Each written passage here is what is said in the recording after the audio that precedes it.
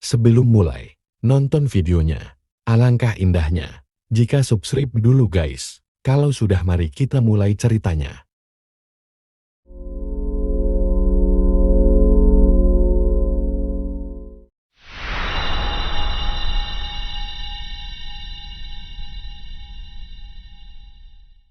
Aku masih ingat hari itu.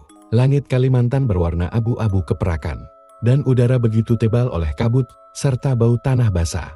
Mobil tua yang kami tumpangi terguncang-guncang di jalan berbatu, menembus hutan yang semakin gelap. Aku menatap Laras di kursi sebelahku, matanya tajam menatap jendela, merekam setiap detail dengan kamera kecil di tangannya. Kami datang bukan sebagai pemburu harta atau pencari tantangan. Kami datang sebagai peneliti antropologi budaya, berdua dari Jakarta, dengan izin riset dari universitas. Tujuannya sederhana, mendokumentasikan cerita rakyat Dayak, Sua yang masih hidup di pedalaman Kalimantan. Tapi tidak ada yang benar-benar menyiapkan kami untuk lembah hitam. Mobil berhenti mendadak di sebuah jalan menurun. Di depan kami berdiri seorang pria tua dengan topi rotan dan wajah keras, penuh garis usia. Namanya Pak Jayan, pemandu lokal yang direkomendasikan kepala kecamatan. Mulai dari sini, kendaraan nggak bisa lewat, katanya datar. Suaranya berat dan dalam, seperti keluar dari perut bumi. Kalau mau lanjut, kita jalan kaki. 2 jam lagi sampai ke desa. Aku melihat jam tanganku. Sudah hampir jam 5 sore. Langit di barat mulai memerah, tapi di dalam hutan, cahaya matahari terasa seperti hanya titik kecil yang berjuang menembus ranting. Masih jauh? Tanya Laras, sedikit ragu. Pak Jayan hanya menatapnya sekilas. Kalau langkahmu ringan dan niatmu bersih, cepat sampainya. Aku tak tahu kenapa kalimat itu membuat tengkukku dingin. Kami melangkah masuk ke dalam hutan. Suara serangga bersahutan. Tapi di sela-selanya, ada keheningan aneh, keheningan yang tidak alami. Setiap kali kami berhenti, rasanya seperti ada sesuatu yang ikut berhenti bersama kami. Aku membuka alat perekam suara di saku. Catatan lapangan, gumamku pelan.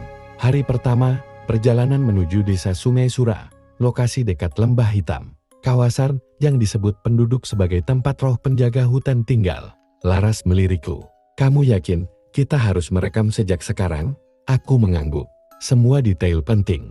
Kadang misteri muncul dari hal yang paling kecil. Kami melangkah lagi. Daun-daun bergoyang meski angin nyaris tak ada. Dari kejauhan terdengar suara seperti ranting patah. Sekali, 2 kali. Lalu diam lagi. Pak Jayan, panggil Laras pelan. Itu suara apa tadi? Pria tua itu tidak berhenti berjalan. Jangan berhenti kalau dengar suara dari belakang, katanya datar. Aku dan Laras saling berpandangan. Kenapa? Tanya Kudot. Karena yang bikin suara belum tentu manusia. Setelah hampir 2 jam berjalan, kami sampai di tepian sungai kecil. Airnya hitam kecoklatan, seperti kopi pekat. Di seberang sungai terlihat atap-atap rumah dari Rumbia, itulah desa Sungai Surah. Begitu kami menyeberang, aroma kayu basar dan asap membungkus udara. Anak-anak kecil berlari menghindar melihat kami. Para orang tua memandangi dengan tatapan campuran antara curiga dan takut. Di tengah desa, seorang perempuan tua duduk di kursi bambu, menatap kami tanpa berkedip. Dia itu Maknira, bisik Pak Jayan, tetua di sini. Kalau mau izin tinggal, kalian bicara sama dia. Aku dan Laras menghampiri dengan sopan. Selamat sore, Nek. Kami datang untuk meneliti budaya Dayang Sura. Dengan izin resmi kami. Maknira mengangkat tangannya pelan, memotong kalimatku. Kalian dari kota, katanya pelan, tapi tegas. Kota tidak pernah benar-benar datang untuk belajar. Kota datang untuk mengambil. Aku tercekat. Dia menatap mataku tajam. Kalian dengar kata orang luar, lembah hitam? Aku mengangguk. Dia tersenyum tipis, namun senyum itu dingin.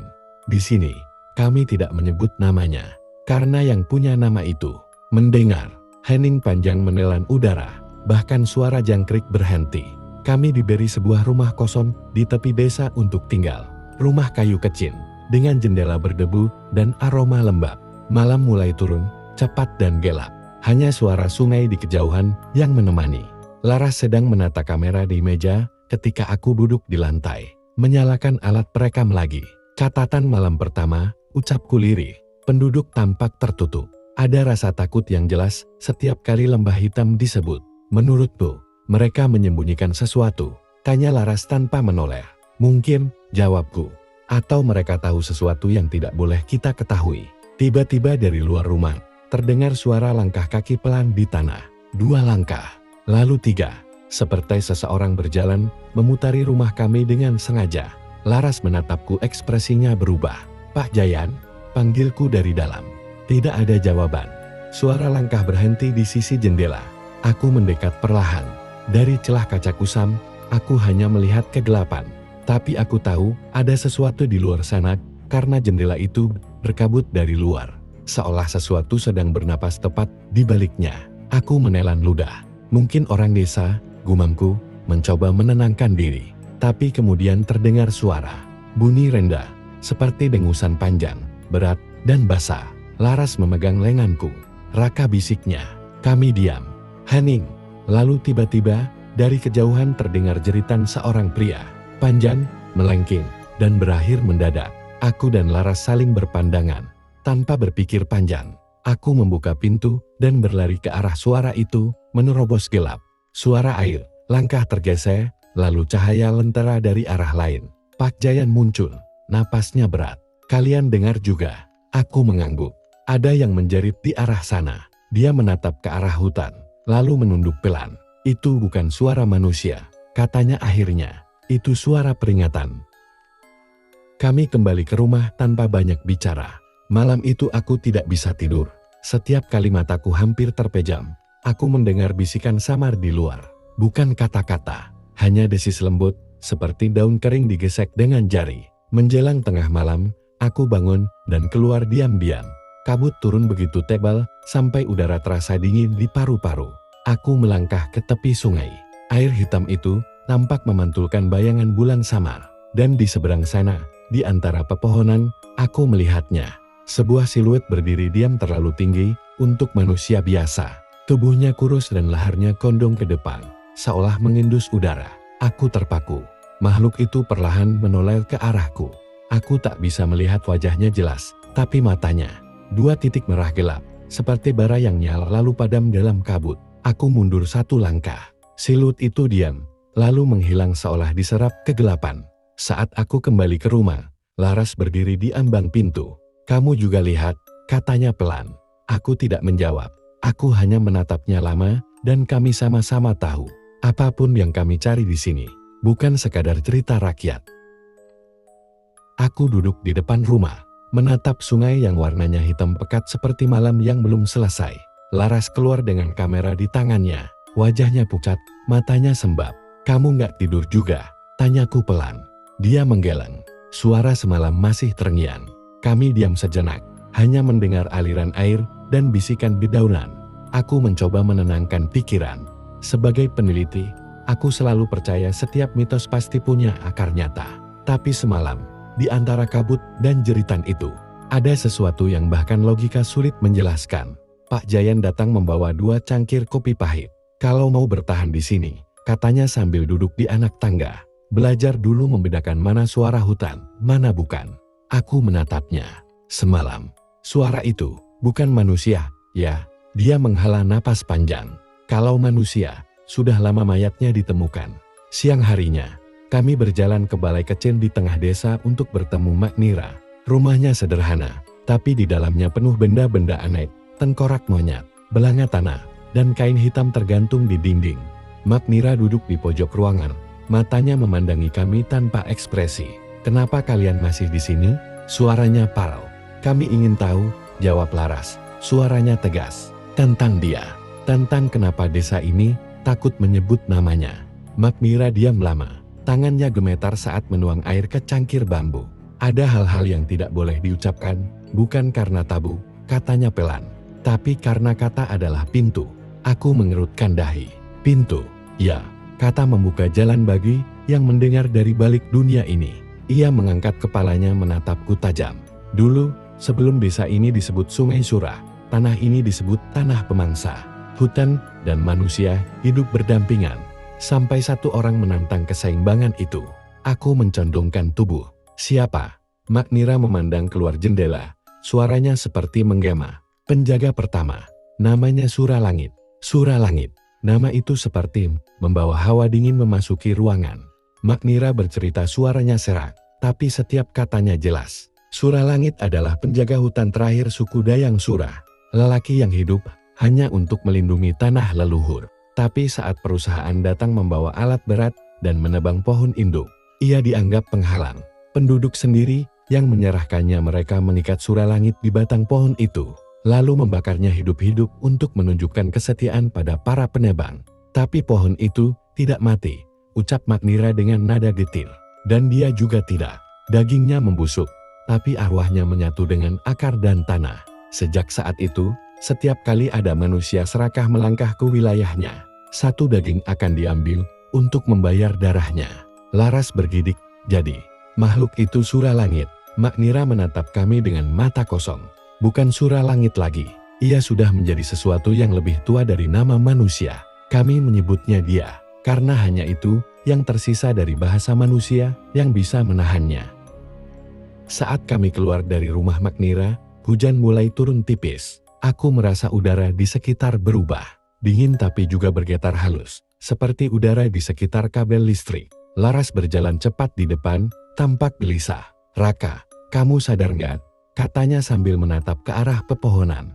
"Sejak tadi, nggak ada suara burung, nggak ada jangkrik. Kayak hutan ini berhenti bernapas." Aku menelan ludah, mencoba mengabaikan perasaan aneh di dada. Kami mempercepat langkah menuju rumah. Tapi di tengah jalan, Pak Jayan tiba-tiba muncul dari balik pohon besar.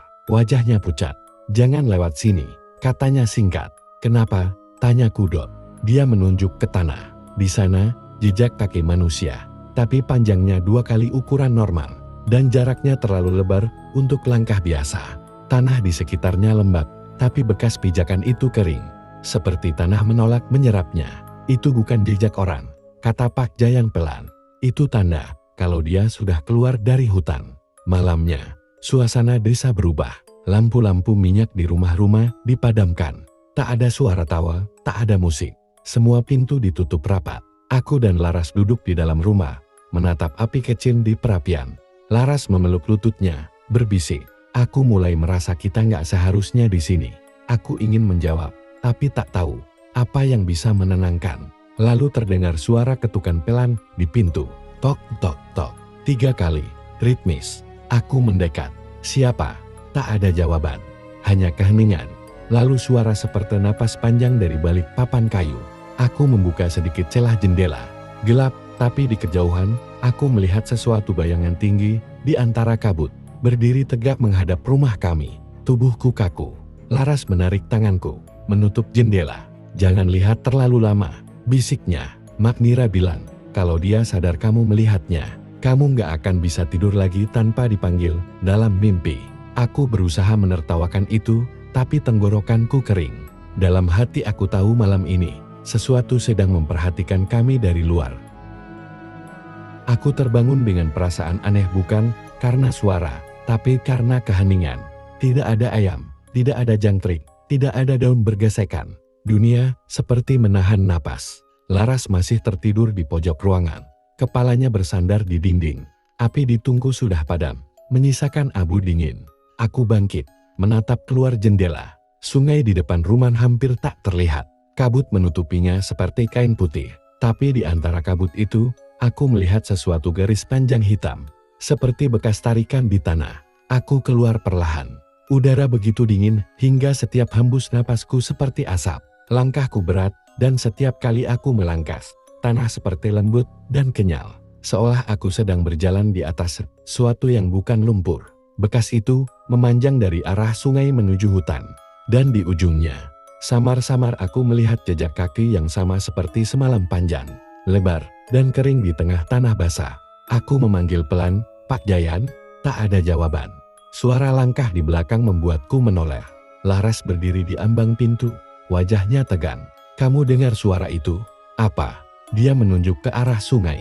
Aku menajamkan telinga. Dari balik kabut, terdengar suara seperti ranting patah. Diikuti suara berat, perlahan, seolah sesuatu yang besar sedang berjalan.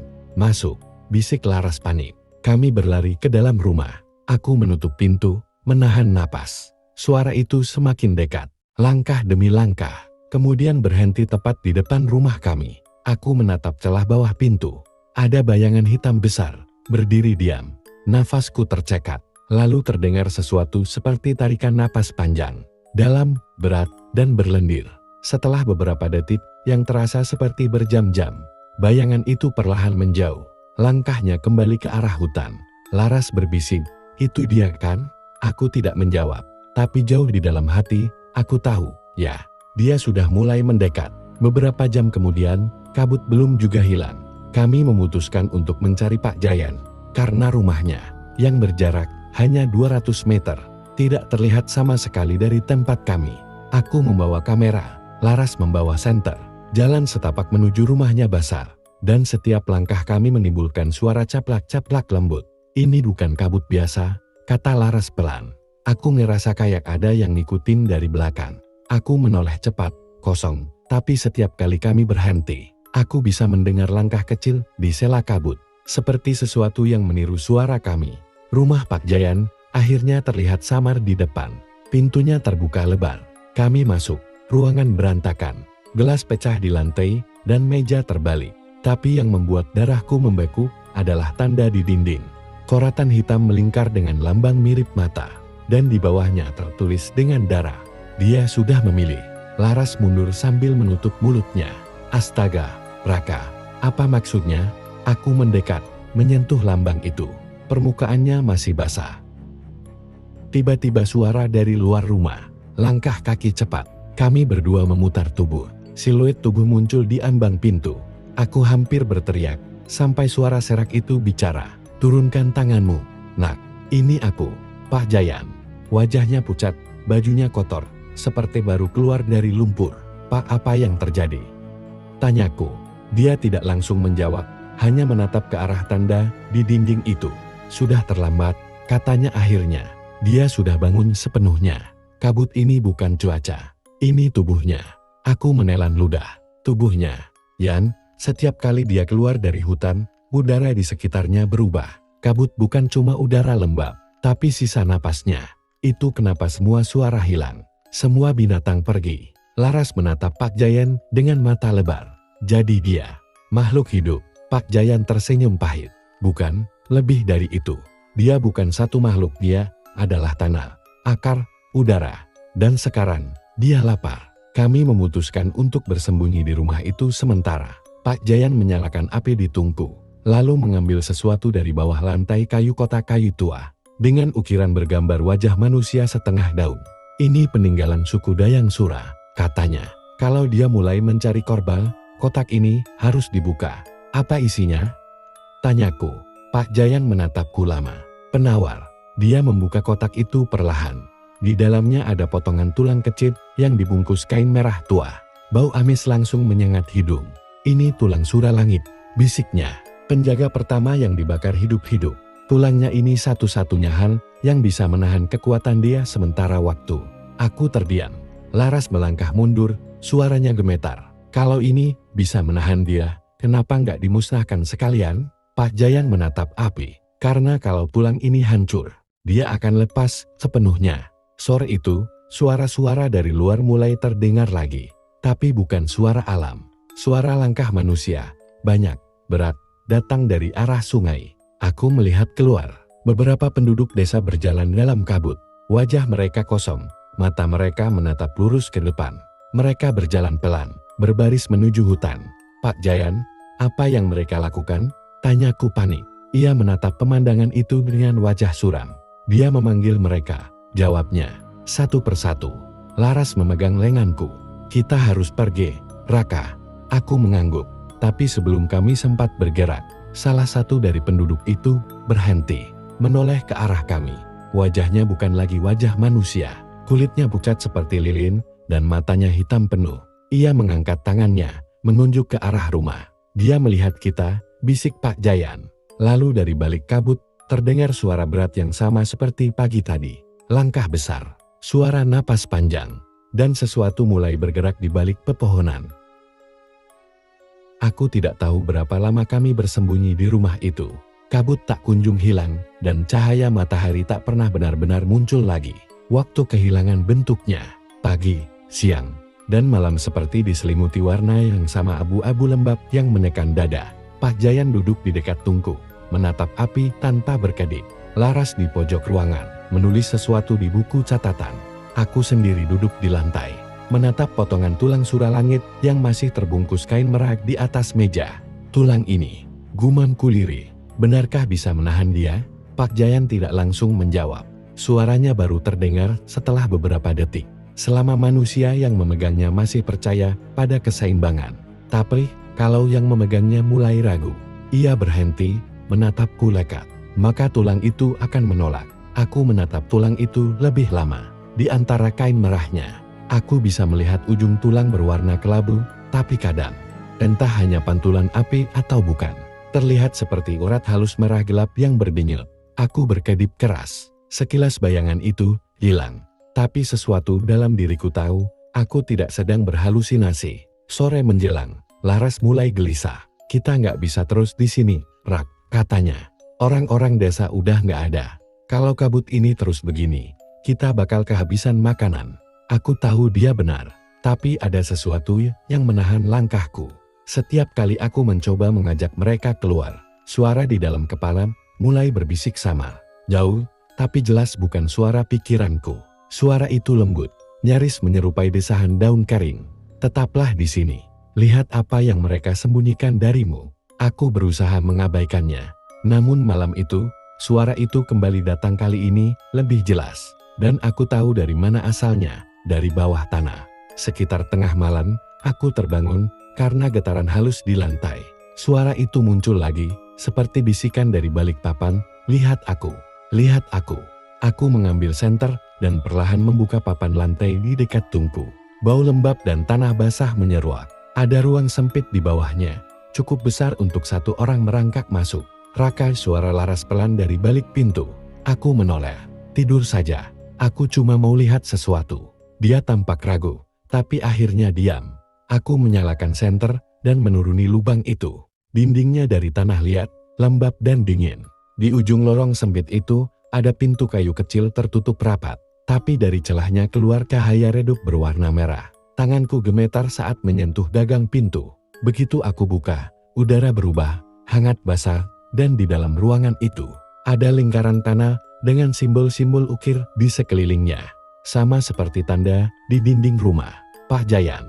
Di tengah lingkaran, tergeletak seikat akar pohon yang membungkus sesuatu. Aku mendekat, menyorot senter. Bukan akar biasa.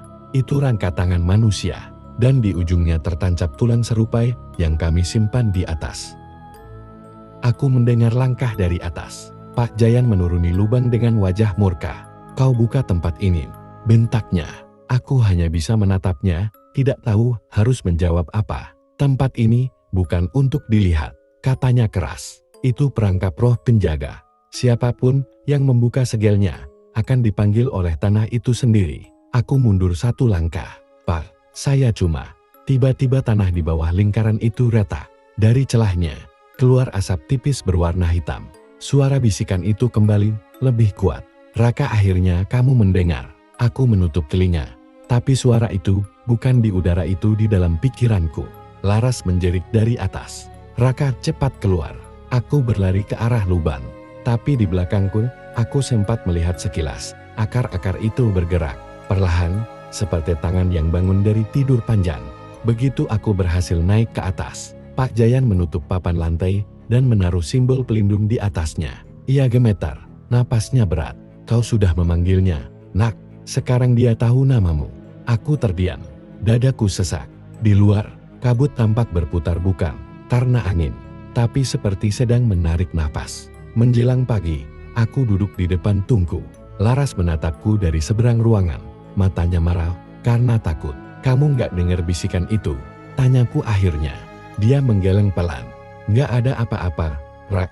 Cuma kamu yang dengar. Aku ingin percaya. Tapi di dalam kepalaku, suara itu berulang. Surah langit dibakar, tapi penjaga sejati belum mati. Kamu akan melihat matanya. Aku memejamkan mata, tapi bayangan itu muncul di balik kelopak tubuh tinggi hitam berdiri di hutan. Dan dari dadanya keluar akar-akar merah yang berdenyut seperti nadi. Aku tahu malam ini bukan lagi tentang penelitian. Ini tentang bertahan hidup, atau menjadi bagian dari tanah itu sendiri. Aku tidak tidur malam itu.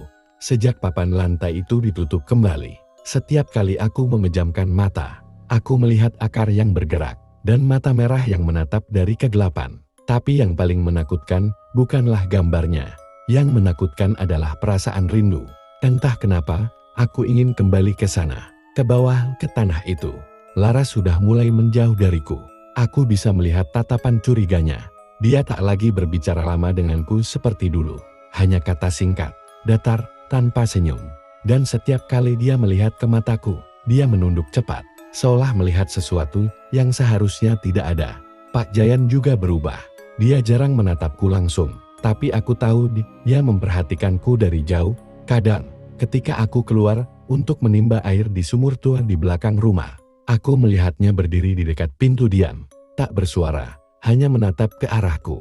Wajahnya tampak murung, seperti seseorang yang tahu waktu sedang menipis. Siang itu, aku keluar sendirian menuju tepi hutan. Kabut belum benar-benar hilang, tapi cahaya matahari menembus samar di antara pepohonan tinggi yang berlumut. Suara burung hutan sudah lama tidak terdengar, hanya dengungan serangga dan desir daun kering.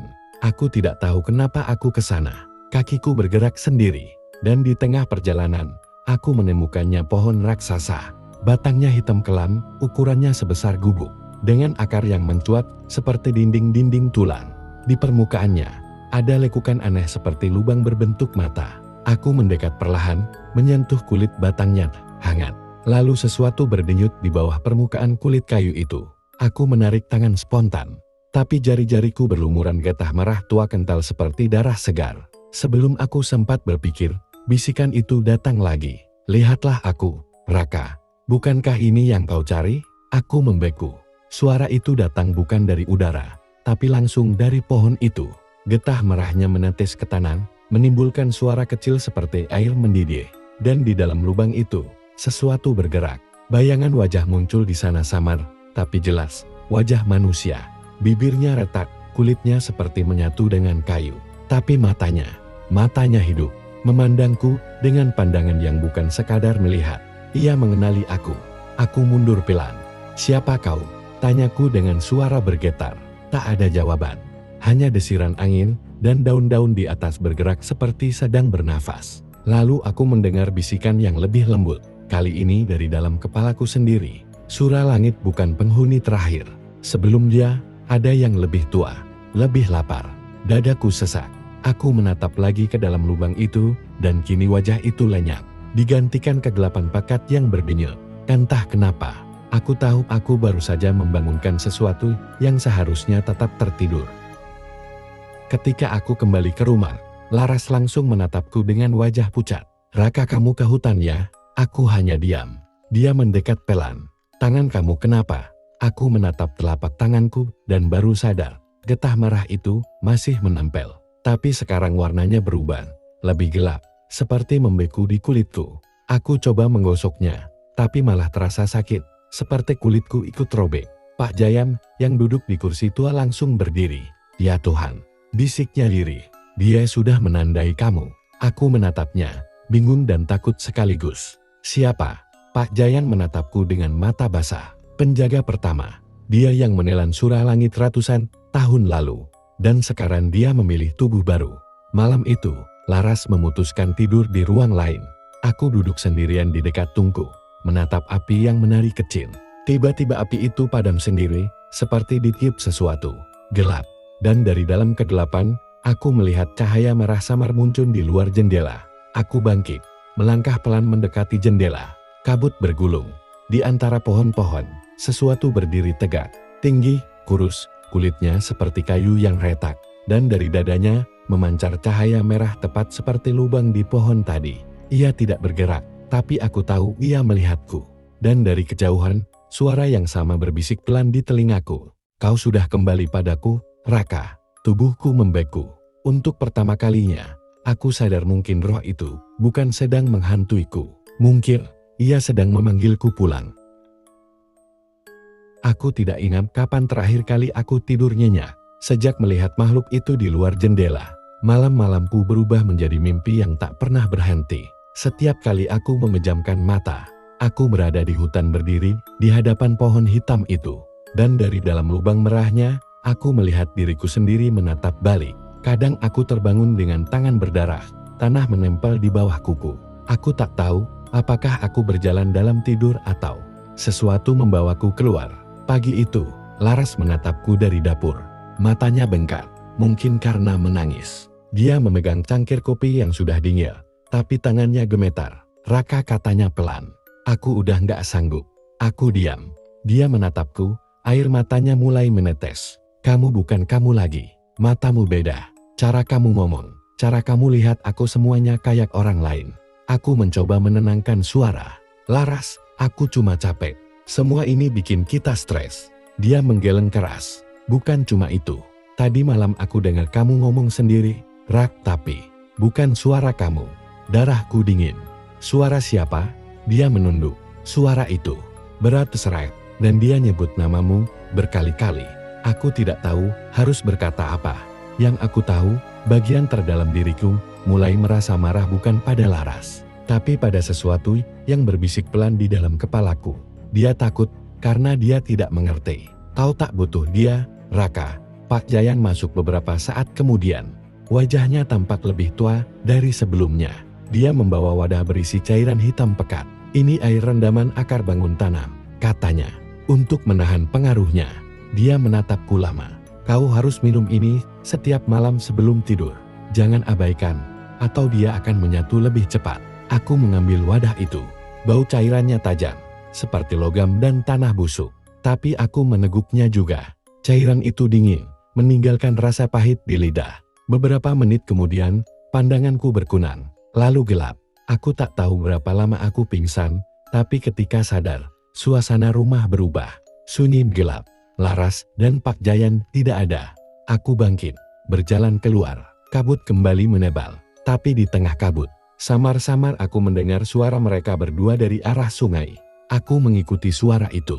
Setiap langkah seperti menembus udara yang berat. Sampai akhirnya, aku melihat mereka berdiri di tepi air, menghadap sesuatu. Mereka berdua memegang lilin, dan di depan mereka, ada lingkaran dari batu dengan ukiran, simbol yang sama seperti di bawah lantai waktu itu. Pak Jayan membaca mantra pelan, sementara Laras meneteskan air dari botol kecil ke dalam lingkaran itu. Aku tidak tahu kenapa, tapi kemarahan mengalir tiba-tiba. Aku berjalan ke arah mereka, dan sebelum sadar, aku sudah berteriak, "Kalian ngapain?" Laras menoleh kaget, lilin di tangannya jatuh. "Raka, jangan dekat-dekat," katanya panik. Pak Jayan berusaha berdiri di antara kami, tapi aku mendorongnya. "Kenapa kalian sembunyi-sembunyi dari aku?" "Karena kamu bukan kamu lagi," jerit Laras. "Dia udah di dalam kamu, Rak." Aku terpaku. Kata-kata itu menggema di kepalaku. Dia udah di dalam kamu. Tiba-tiba dunia di sekelilingku bergetar.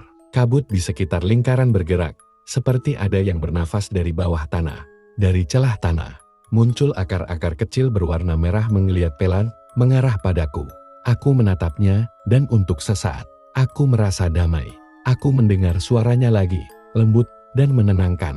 "Lihat, mereka menentangmu, tapi aku akan melindungimu, Raka." Aku nyaris percaya. Sampai Laras menjerit keras dan menarikku keluar dari lingkaran. Begitu aku terjatuh di tanah, Pak Jayan menabur abu hitam ke arah akar itu, dan semuanya meledak menjadi asap. Kami berlari kembali ke rumah. Di sana, Laras terduduk, menangis di lantai. "Aku nggak bisa lagi, Pak," katanya lirih. "Kalau ini terus berlanjut, dia bakal hilang." Pak Jayan menatapku lama, lalu berkata, "Kalau begitu, kita harus ke asalnya. Pohon itu, hanya di sana roh bisa dilepaskan." Laras menatapnya tak percaya. "Ke sana lagi? Dia hampir mati waktu terakhir kali. Tapi kalau tidak, besok pagi Raka bukan manusia lagi."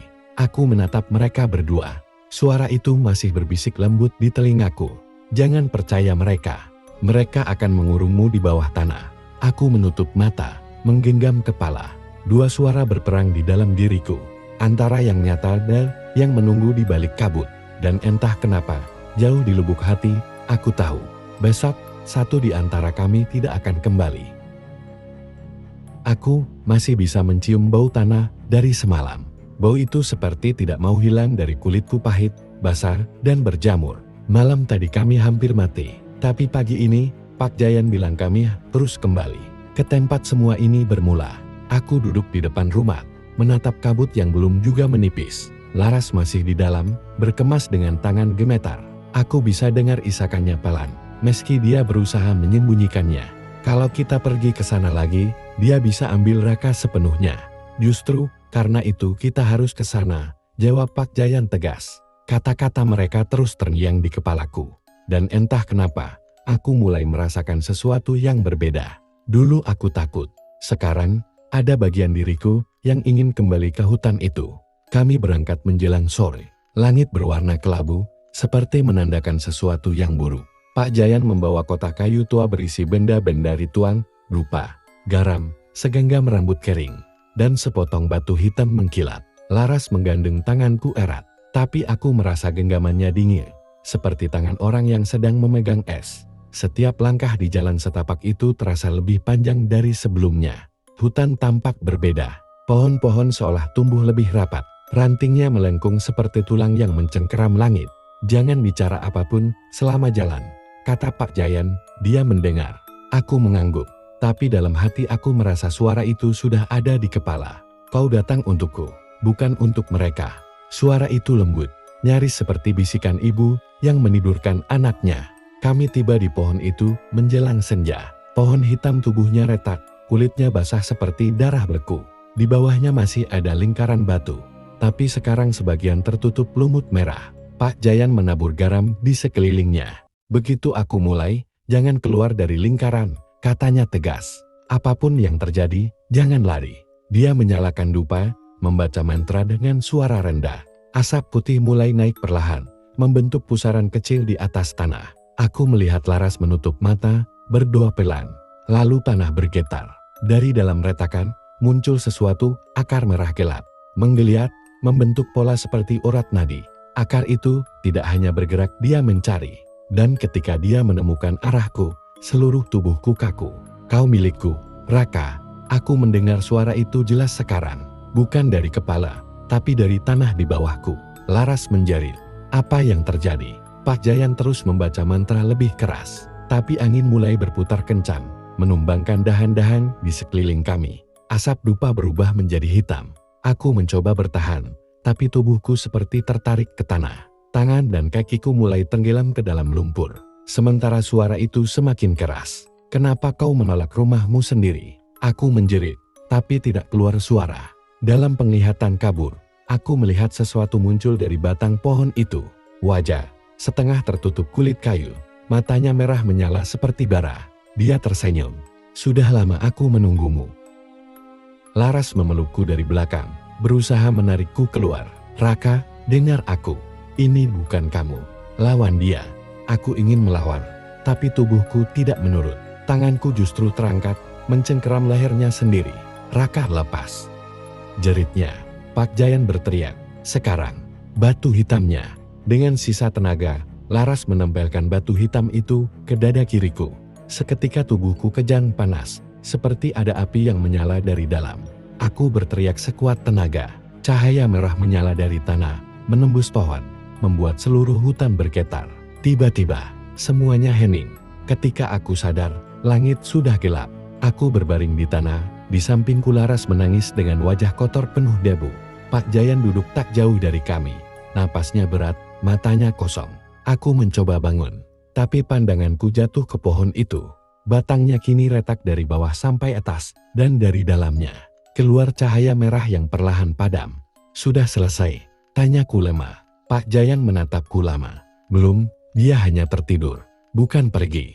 Aku menatap langit yang mulai berkabut lagi, dan di kejauhan terdengar suara lirih seperti seseorang tertawa pelan. Aku menunggumu di mimpi, Raka.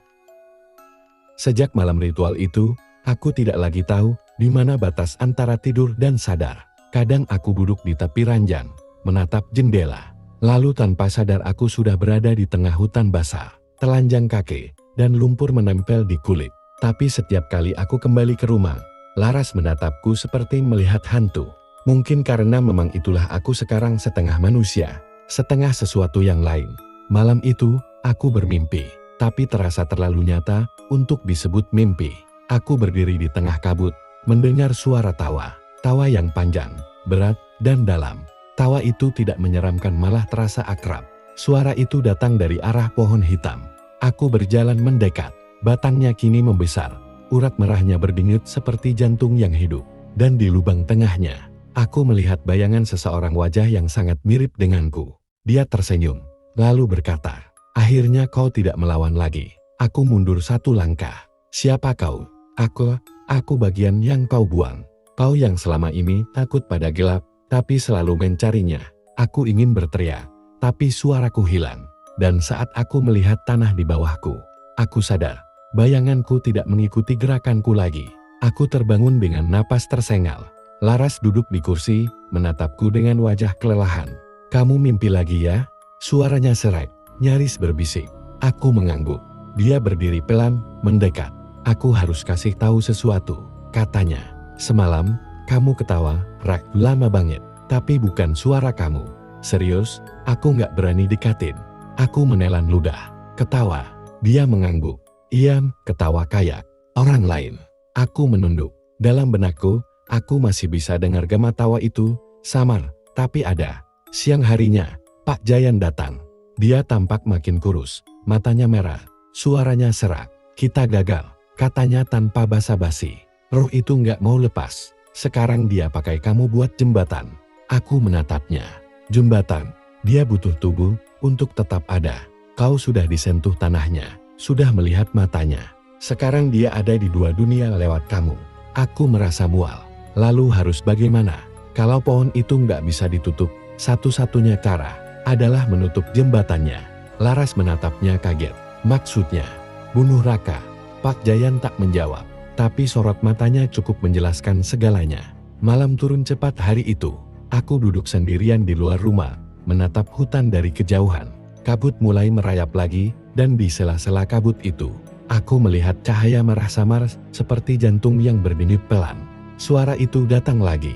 "Kau tak perlu takut mati, Raka. Mati hanyalah kembali. Aku bisa tunjukkan bagaimana rasanya damai." Aku menutup telinga, tapi suara itu semakin keras, semakin dekat. "Mereka akan membunuhmu, tapi aku bisa menyelamatkanmu. Datanglah malam ini." Hanya sekali lagi. Aku berdiri. Kakiku bergerak sendiri menuju hutan. Aku tidak tahu bagaimana aku sampai di sana. Yang kuingat hanya suara ranting patah, langkah kaki di tanah basah, dan tawa yang menggema di antara pepohonan. Di depan mataku, pohon hitam itu berdiri lagi, lebih besar, lebih hidup. Dari lubang merahnya, keluar tangan. Tangan manusia, dengan kulit retak seperti kayu kering. Aku ingin lari, tapi tubuhku membeku. "Lihat, Raka, aku hanya ingin kau kembali ke rumahmu." Tangan itu menyentuh dadaku dingin. Sekejap, pandangan di sekeliling berubah. Aku tidak lagi di hutan. Aku berada di ruang kecil, penuh tulang dan ranting yang melilit. Dan di tengahnya, sosok dengan wajahku sendiri, duduk menatap api merah. "Ini tubuhmu yang sebenarnya," katanya, "yang kau buang di dunia mereka." Dia tertawa lagi, keras, menggema ke segala arah. Tawa itu pecah menjadi bisikan-bisikan ribuan suara, seolah seluruh hutan ikut tertawa bersamaan. Aku menjerit, tapi dunia di sekelilingku runtuh. Segalanya menjadi hitam. Ketika aku sadar, aku sudah diranjang. Laras di sampingku, memegang tanganku. "Raka, kamu tadi nggak sadar 2 hari. Aku menatapnya kosong. 2 hari. Dia mengangguk pelan. Aku mencoba berbicara, tapi suaraku serak, dan hanya satu kalimat yang bisa keluar. "Dia sudah bangun, Laras." Laras mundur perlahan. "Apa maksudmu?" Aku menatapnya. Senyum kecil muncul di bibirku tanpa bisa kucegah. Suara yang bukan suaraku berbisik dari dalam kepalaku. "Sekarang, giliran dia yang bermimpi." Sudah 3 hari sejak aku bangun dari tidur panjang itu. Tapi rasanya waktu berhenti bergerak. Langit di luar tetap kelabu. Kabut tak lagi datang dan pergi ia tinggal. Udara di rumah dingin, lembab, dan berbau tanah basah yang menyengat. Laras mulai jarang bicara. Kadang aku melihatnya menatap keluar jendela selama berjam-jam, seolah menunggu sesuatu muncul dari kabut. Aku pikir dia takut padaku, tapi belakangan aku sadar, dia mulai mendengar hal yang sama denganku. Pagi itu, aku bangun lebih cepat dari biasanya. Laras duduk di kursi, rambutnya kusut, mata sembab, dan jemarinya memegang pena yang menulis sendiri di buku catatan. Aku berdiri di belakangnya tanpa bersuara, lalu melihat isi catatannya. Tulisan tangan Laras bergetar, seperti ditulis oleh orang yang sedang menggigil. Dia ada di bawah lantai. Raka tidur tapi matanya terbuka. Aku lihat bayangannya bergerak di arah lain. Aku menelan ludah. Laras, panggilku pelan. Dia berhenti menulis, lalu menatapku perlahan. Senyum kecil muncul, tapi bukan senyum lega. Raka, katanya lembut. Aku tahu sekarang kenapa kamu nggak bisa tidur. Aku terdiam. Kenapa? Dia mendekat, berbisik di telingaku. Karena mata kamu yang satu lagi belum tertutup. Hari itu, kami makan dalam diam. Pak Jayan sudah pergi sejak pagi. Katanya mencari benda pemutus ikatan dari kuil tua di sisi lain lembah. Entah benar atau tidak, tapi aku tak yakin ada lagi hal yang bisa memutus apapun sekarang. Aku menatap Laras, dia tampak tenang, terlalu tenang. Dan aku baru sadar, dia mengenakan kalung kecil dari tulang yang tidak pernah kulihat sebelumnya. Dari mana kamu dapat itu? Tanyaku. Dia menatapku sambil menyentuh kalungnya. Dari bawah lantai. Aku dengar suara nyuruh aku ambil. Aku berdiri spontan. Kamu buka lagi papan itu? Dia hanya tersenyum. Kamu juga dulu buka kan? Malam tiba lebih cepat dari biasanya. Aku mencoba tidur, tapi terdengar suara langkah di lantai bawah pelan. Ritmis, seperti seseorang berjalan bolak-balik. Aku turun dengan senter. Laras berdiri di depan papan lantai yang dulu pernah kubuka. Ia menatap ke bawah, lalu berbisik. Dia manggil aku sekarang. Rak, katanya aku bisa bantu kamu bebas. Aku memegang bahunya, tapi dia tidak menoleh. Cahaya senter memantul di wajahnya, dan aku melihat sesuatu. Matanya tidak sepenuhnya hitam, tapi ada pantulan merah samar di dalam pupilnya. Laras, kamu jangan. Sebelum sempat kulanjutkan, dia mendorongku kuat-kuat hingga aku terjatuh ke dinding. Suara papan terbuka terdengar, diikuti bisikan halus dari bawah tanah. Turunlah, anak dari cahaya. Dia menunggumu di akar. Laras menatapku sebentar. Kalau aku bisa ambil dia balik, kamu bakal sembuh, Rak. Dan tanpa ragu, dia menuruni lubang itu. Aku menjerit memanggilnya, tapi tak ada jawaban. Aku menatap ke dalam lubang gelap. Hanya terdengar suara langkah dan napasnya yang semakin jauh. Lalu, tiba-tiba sunyi. Aku menunggu beberapa detik, lalu turun menyusul. Udara di bawah lebih dingin dari sebelumnya. Cahaya senter menembus dinding tanah yang lembab, menyorot bekas simbol ritual lama yang mulai pudar. Aku terus berjalan sampai menemukan ruangan dengan akar berwarna merah gelap menjuntai dari langit-langit, dan di tengahnya Laras berdiri, menatap sesuatu di tanah. Aku mendekat.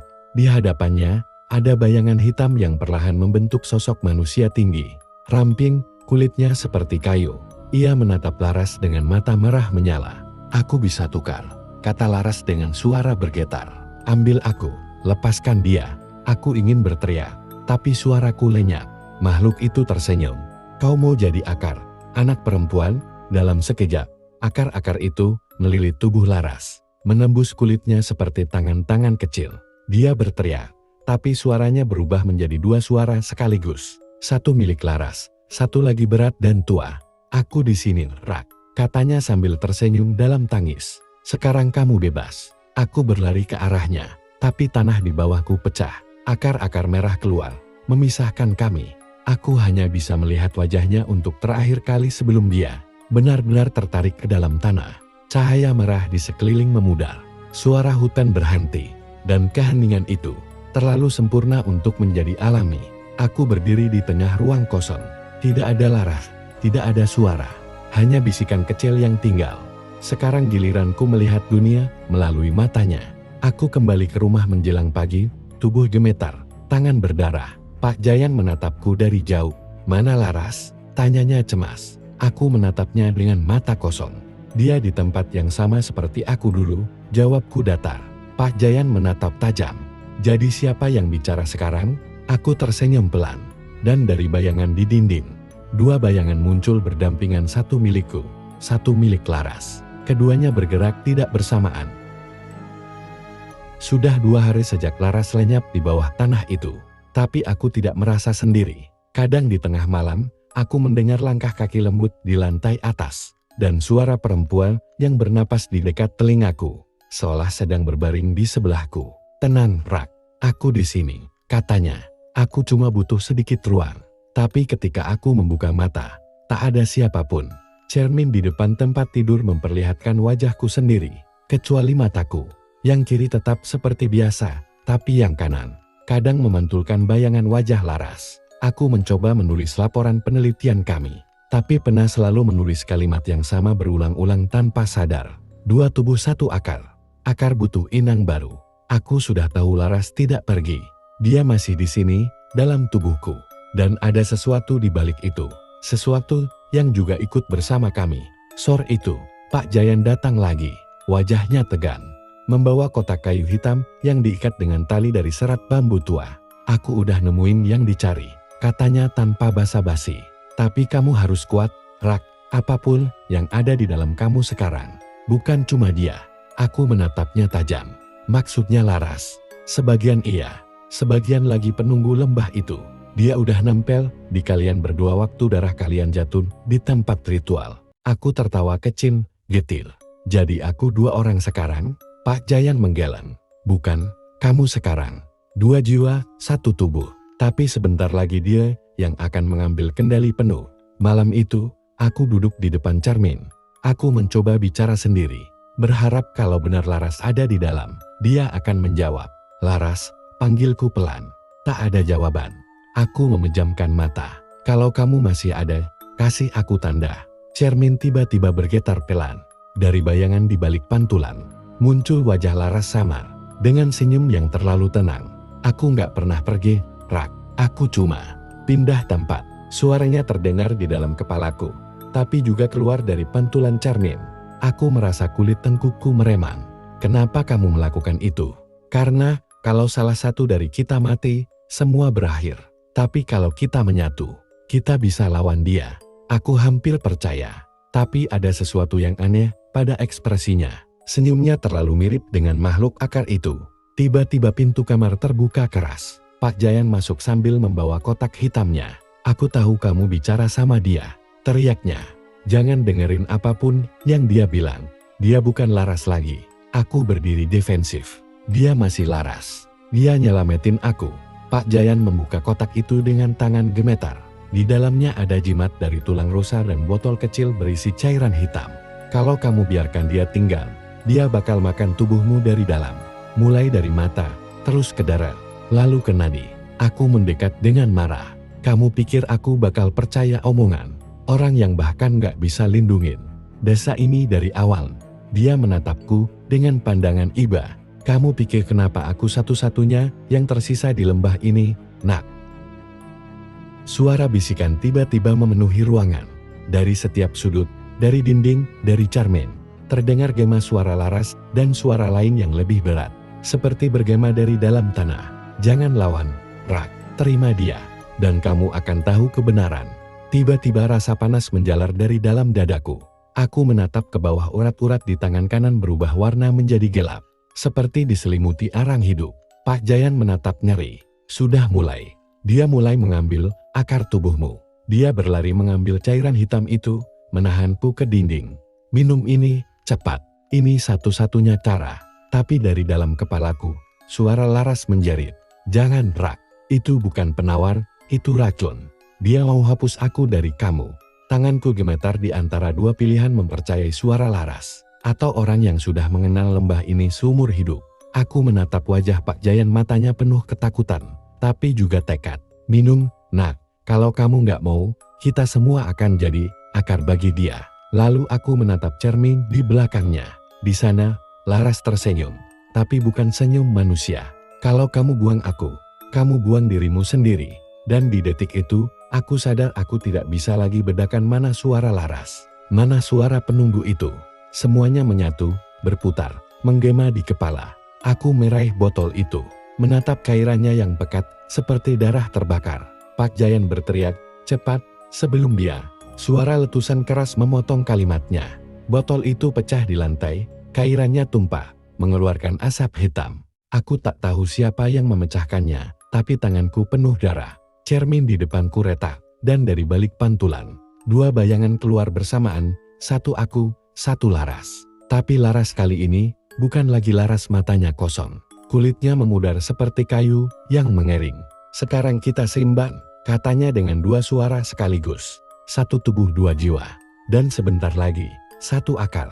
Aku menjerit, lalu semuanya gelap. Sebelum aku pingsan, aku sempat mendengar Pak Jayan berbisik di telingaku. Kalau kamu bangun lagi, mungkin kamu bukan Rakai yang aku kenal. Aku tidak tahu sudah berapa hari aku tidur. Ketika aku membuka mata, rumah itu sudah tak lagi sama. Lantainya ditutupi akar-akar kecil yang merayap pelan seperti cacing yang lapar. Dindingnya berdenyut lembut, seolah bernapas. Dan dari luar, suara hutan terdengar seperti bisikan 1000 lidah yang berbicara. Serempak memanggil namaku. Raka Akars sudah menunggu. Darahmu adalah kuncinya. Aku menatap tanganku sendiri. Urat-urat hitam itu kini menyebar sampai ke bahu. Dari sela pori-pori, keluar cairan merah pekat seperti getah pohon. Darahku kini terasa berat dan hangat seperti lumpur yang mendidih. Aku mendengar langkah. Pak Jayan muncul di ambang pintu, wajahnya pucat, dan tangannya menggenggam parang. "Jangan bergerak, Rak," katanya dengan suara parau. Aku tertawa kecil. "Kamu pikir bisa bunuh aku? Bukan kamu yang aku mau bunuh," jawabnya. "Yang di dalammu." Aku berdiri perlahan. Tubuhku terasa ringan. Tapi setiap gerakan menimbulkan suara krek seperti tulang pohon retak. "Dia bukan di dalamku, Pak," kataku dengan senyum aneh. "Dia aku." Pak Jayan melangkah mundur.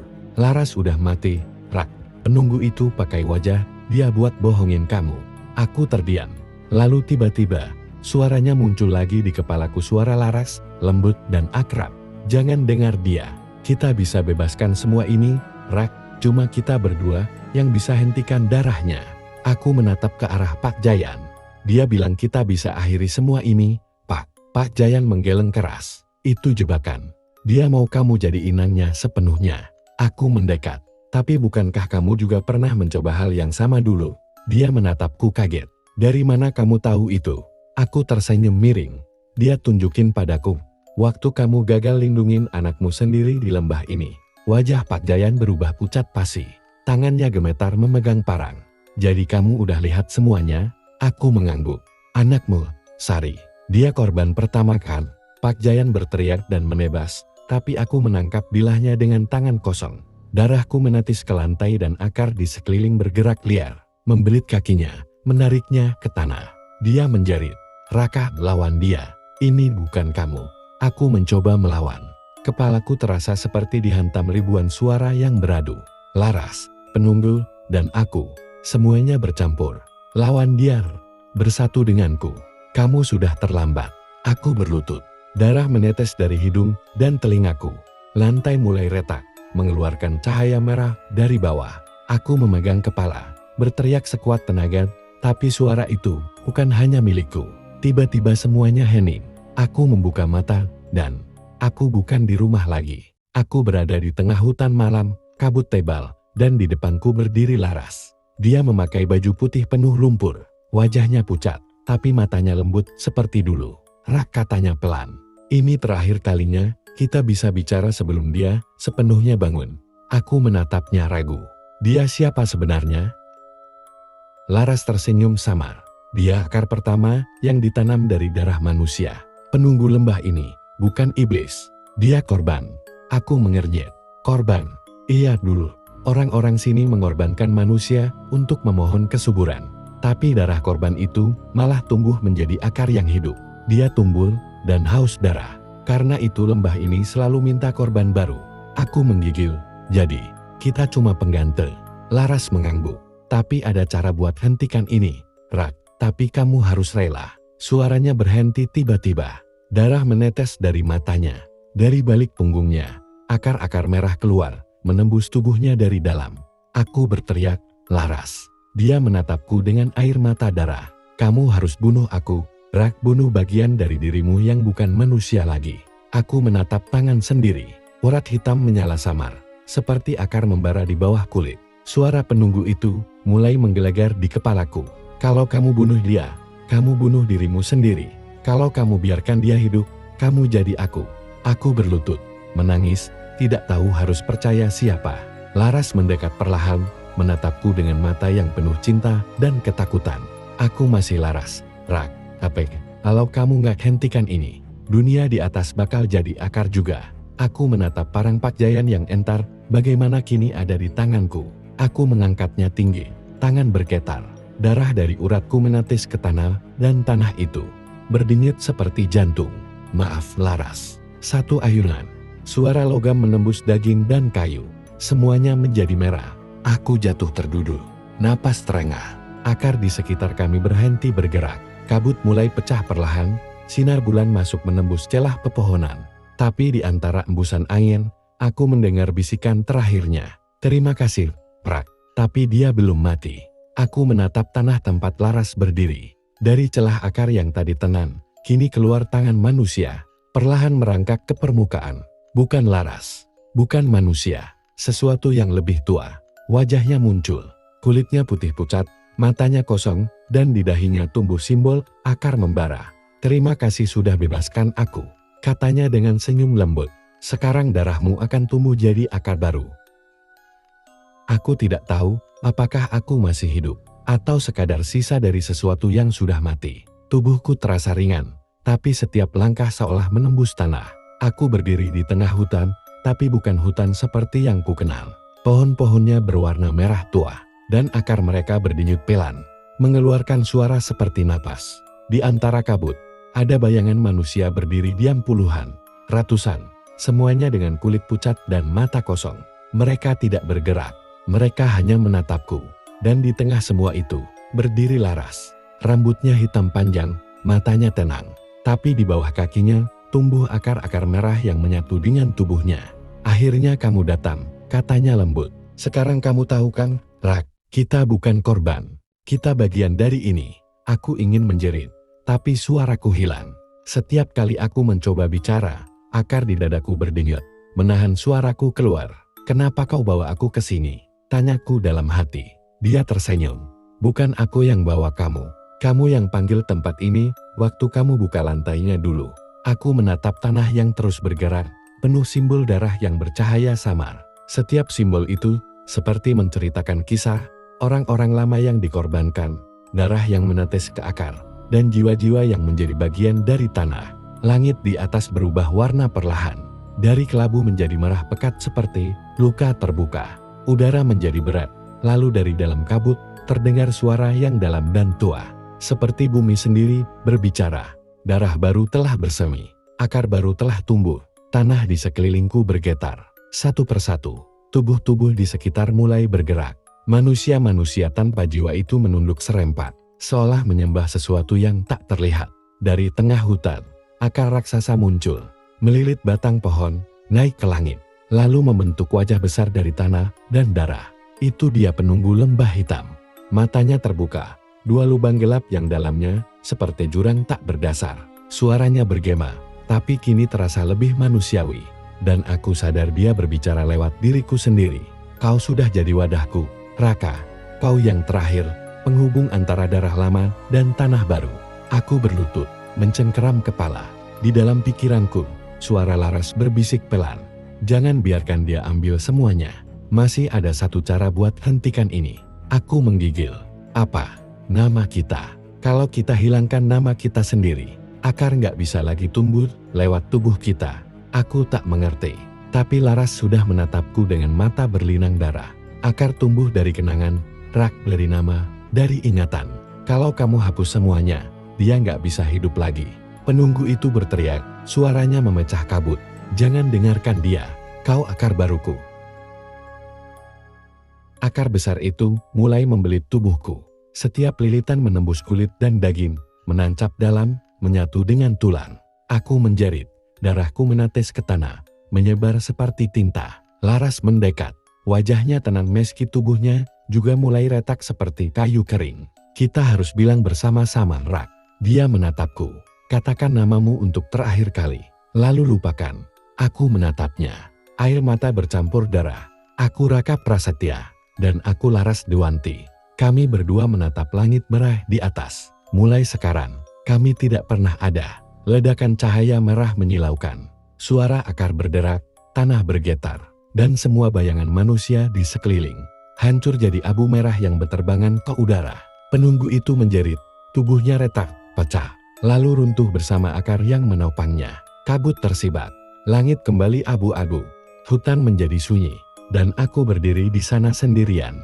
Tubuhku utuh, tapi di dalam dada, kosong.